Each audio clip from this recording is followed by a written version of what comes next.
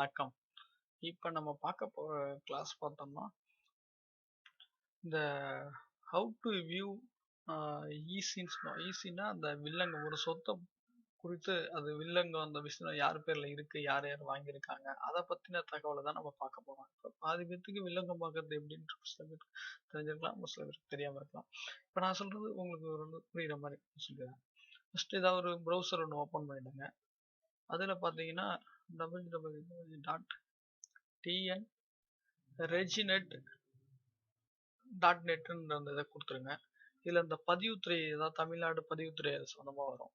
இதுல பாத்தீங்கன்னா வியூ ஈஸின்னு இருக்கு பாத்தீங்களா, அதை கிளிக் பண்ணிடுங்க.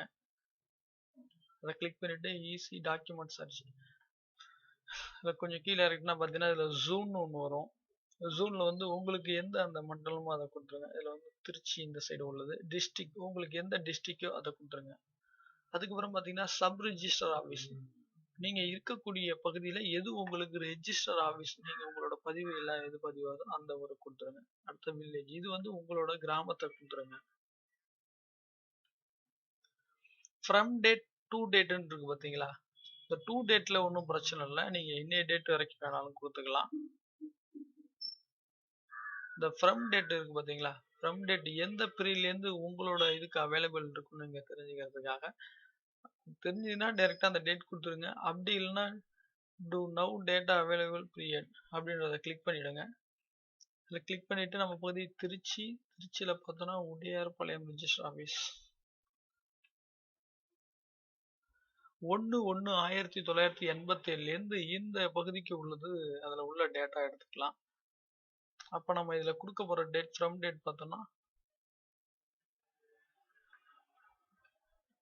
1/1/1987 நம்ம அதுலேருந்து ஸ்டார்ட் பண்ணுவோம்.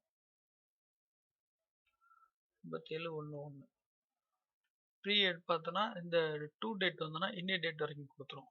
சர்வே நம்பர் நம்ம 1, சப்டிவிஷன் நம்பர் 1. இது பார்த்தீங்கன்னா ஒரே டயத்தில் நம்ம 10 சர்வே நம்பர் சப்டிவிஷன் வரைக்கும் வேணாலும் வியூ பண்ணிடலாம். இப்போ நமக்கு தேவையானது 1 மட்டும்தான், 1074.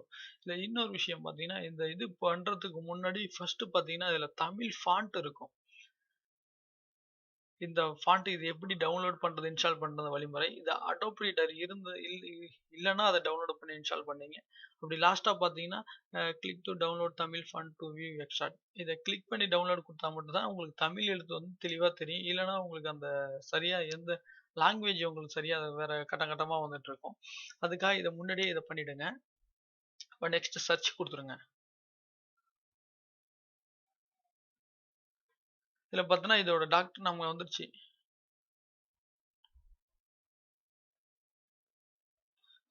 Document query process successful.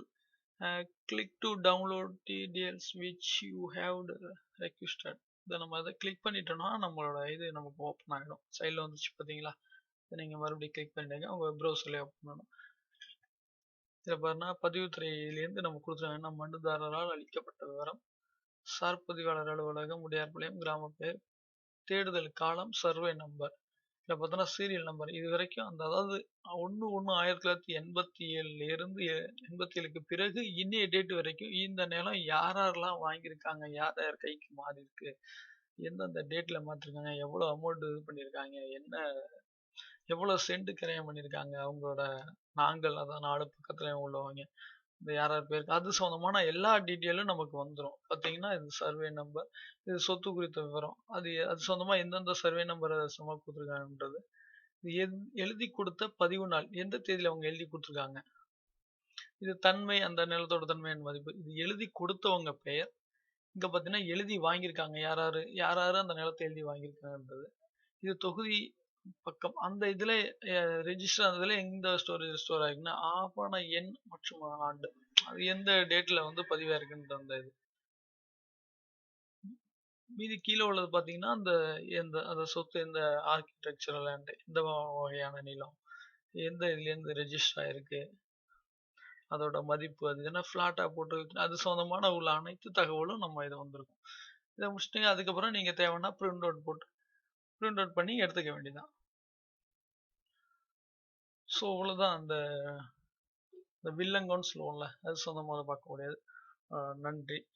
மீண்டும் நம்ம அடுத்த ஒரு கிளாஸ்ல நம்ம பார்ப்போம். இது சம்மந்தமானது ஆடியோ உங்களுக்கு பிடிச்சிருந்தா அந்த கீழே உள்ள சப்ஸ்கிரைப் சேனலை சப்ஸ்கிரைப் பண்ணுங்க.